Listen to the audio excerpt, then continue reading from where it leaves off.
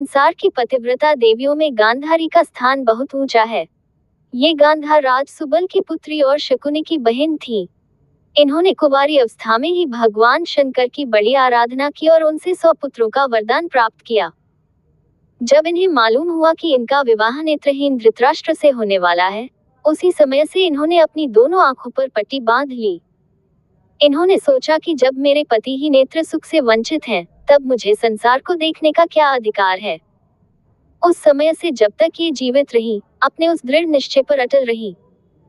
पति के लिए इंद्रिय सुख के त्याग का ऐसा अनूठा उदाहरण संसार के इतिहास में और कहीं नहीं मिलता।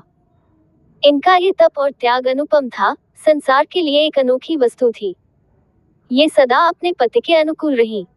इन्होंने ससुराल में आते ही अपने चरित्र और सद्गुणों से पति एवं उनके सारे परिवार को मुग्ध कर लिया। देवी गांधारी जैसी पतिव्रता थी, वैसी ही निर्भीक और न्यायप्रिय भी थी। ये सदा सत्य, नीति और धर्म का ही पक्षपात करती थी, अन्याय का कभी समर्थन नहीं करती थी। इनके पुत्रों ने देवी द्रौपदी के साथ भरी सभा में जो अत्याचार किया था, उसका इनके मन में बड़ा दुख था। ये इस बात से अपने पुत्रों पर प्रसन्न नहीं हुई। जब इनके पति राजा धृतराष्ट्र ने अपने पुत्र की बातों में आकर दोबारा पांडवों को युद्ध के लिए बुलावा भेजा, उस समय ये बड़ी दुखी हुई। इन्होंने जोय का विरोध करते हुए अपने पतिदेव से कहा, स्वामी, दुर्योधन जनते ही गीदड़ के समान रोने चिल्लाने लगा था, इसलिए उसी समय परमज्ञानी विदुर ने कहा था कि इस पुत्र का परित्याग कर दो। मुझे तो वह बात याद करके यही मालूम होता है कि यह कुरुवंश का नाश करके छोड़ेगा। आर्यपुत्र, आप अपने दोष से सबको विपत्ति में न डालिए। इन ढीठ मूर्ख की हाँ में हाँ न मिलाइए।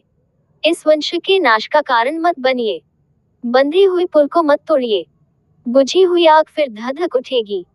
पांडव शांत हैं और वैर विरोध से विमुख हैं। उनको अब क्रोधित करना ठीक नहीं है। यद्यपि यह बात आप जानते हैं, फिर भी मैं आपको याद दिलाती हूँ। दुर्बुद्धि पुरुष के चित्त पर शास्त्र के उपदेश का प्रभाव नहीं पड़ता, परंतु आप वृद्ध होकर बालकों की सी बात करें, यह अनुचित है। इस समय आप अपने पुत्र तुल्य पांडवों को अपनाए रखें, कहीं वे दुखी होकर आपसे विलग न हो जाए। कुल कलंक दुर्योधन को त्यागना ही श्रेयस्कर है। मैंने मोहवश उस समय विदुर जी की बात नहीं मानी, उसी का ये फल है। शांति, धर्म और मंत्रियों की सम्मति से अपनी विचार शक्ति को सुरक्षित रखिए। प्रमाद मत कीजिए। बिना विचारे काम करना आपके लिए बड़ा दुखदायी सिद्ध होगा। राज्यलक्ष्मी क्रूर के हाथ में पड़कर उसी का सत्यानाश कर देती है। गांधारी के इन वाक्यों से धर्म, नीति और निष्पक्षता टपकी पड़ती है।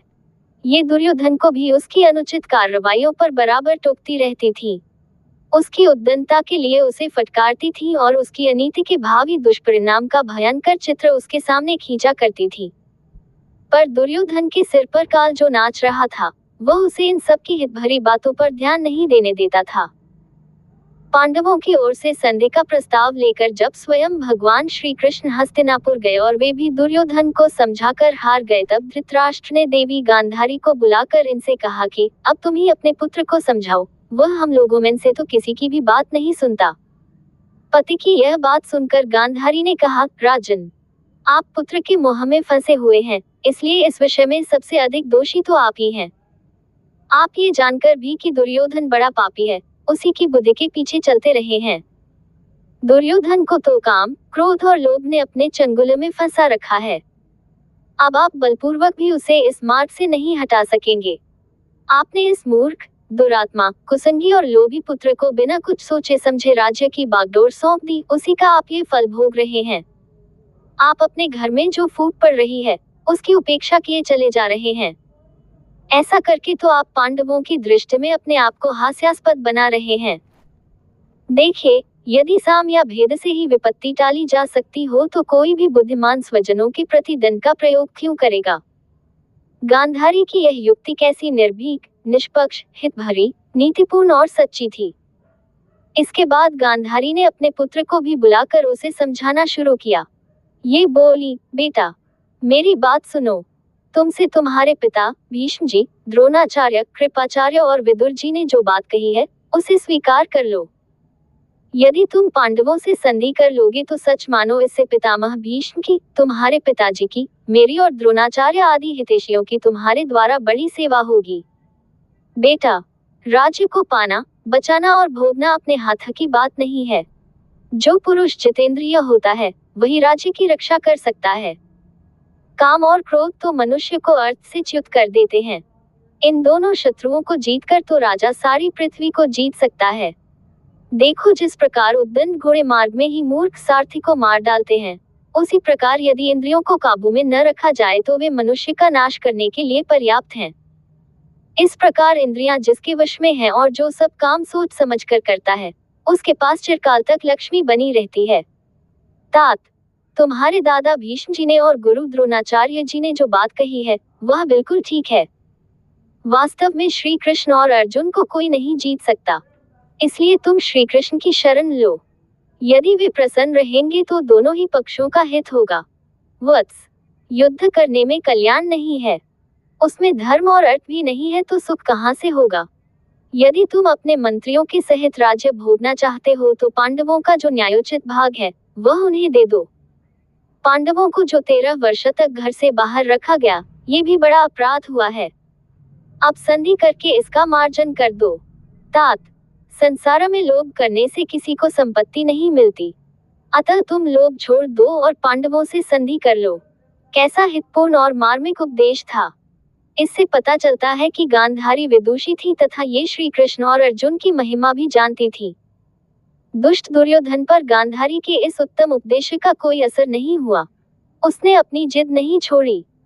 परिणाम ये हुआ कि दोनों ओर से युद्ध की तैयारियां होने लगी और 18 दिनों तक कुरुक्षेत्र के मैदान में भीषण मार काट हुई। युद्ध के दिनों में दुर्योधन प्रतिदिन इनसे प्रार्थना करता कि माँ, मैं शत्रुओं के साथ लोहा लेने जा रहा हूँ, आप मुझे आशीर्वाद दीजिए जिससे युद्ध में मेरा कल्याण हो। गांधारी में पातिव्रत्य का बड़ा तेज था। ये यदि पुत्र को विजय का आशीर्वाद दे देती तो वह अन्यथा न होता, परंतु ये देती कैसे। ये जानती थी कि दुर्योधन अत्याचारी है।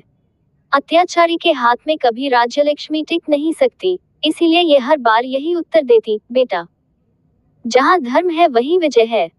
विजय चाहते हो तो धर्म का आश्रय लो, अधर्म का परित्याग करो।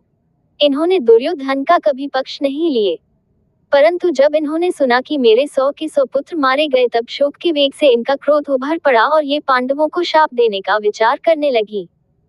भगवान वेदव्यास तो मन की बात जान लेते थे। उन्हें जब इस बात का पता लगा तब उन्होंने गांधारी के पास आकर इन्हें सांत्वना दी और इनको असत संकल्प से रोका। उस समय पांडव भी वहां मौजूद थे। माता गांधारी के मन में क्षोभ देखकर युधिष्ठिर उनके पास गए और अपने को धिक्कारते हुए ज्यों ही उनके चरणों पर गिरने लगे कि गांधारी की क्रोध भरी दृष्टि पट्टीमेन से होकर महाराज युधिष्ठिर के नखों पर पड़ी। इससे उनके सुंदर लाल लाल नख उसी समय काले पड़ गए। ये देखकर अर्जुन तो श्री कृष्ण के पीछे खिसक गए तथा और भाई भी मारे भाई के इधर उधर छिपने लगे। उन्हें इस प्रकार कसमसाते देखकर गांधारी का क्रोध शांत हो गया और इन्होंने माता के समान पांडवों को धीरज दिया। उपर्युक्त घटना से गांधारी के अनुपम पातिव्रत्य तेज का पता लगता है। अंत में गांधारी ने अपना क्रोध श्री कृष्ण पर निकाला, अथवा यूं कहना चाहिए कि अंतर्यामी श्री कृष्ण ने ही उनकी मति पलटकर पांडवों को इनके कोप से बचा लिया और इनका अभिशाप अपने ऊपर ले लिया। देवी गांधारी ने कुरुक्षेत्र में जाकर जब वहां का हृदय विद्रावक दृश्य देखा तो ये अपने शोक को संभाल न सकी। क्रोध में भरकर श्री कृष्ण से बोली, कृष्ण, पांडव और कौरव अपनी फूट के कारण ही नष्ट हुए हैं, किंतु तुमने समर्थ होते हुए भी अपने संबंधियों की उपेक्षा क्यों कर दी। तुम्हारे पास अनेकों सेवक थे और बड़ी भारी सेना भी थी। तुम दोनों को दबा सकते थे और अपने वाक कौशल से उन्हें समझा भी सकते थे, परंतु तुमने जानबूझकर कौरवों के संहार की उपेक्षा कर दी। इसलिए अब तुम उसका फल भोगो।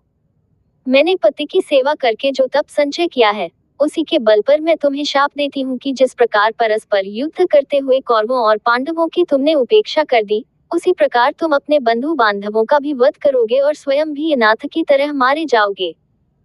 आज जैसे ये भरतवंश की स्त्रियां आर्तनाद कर रही हैं, उसी प्रकार तुम्हारे कुटुंब की स्त्रियां भी अपने बंधु बांधवों के मारे जाने पर सिर पकड़कर रोएंगी।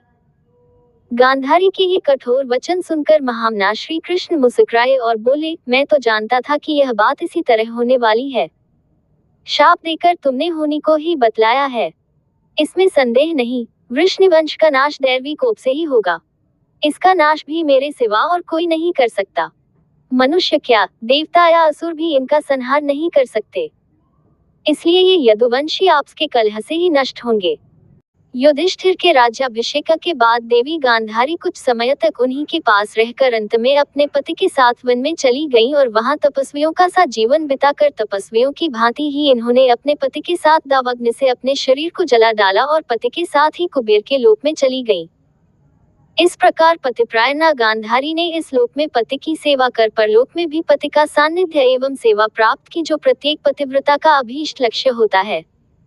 प्रत्येक पतिव्रता नारी को गांधारी के चरित्र का मनन कर उससे शिक्षा लेनी चाहिए।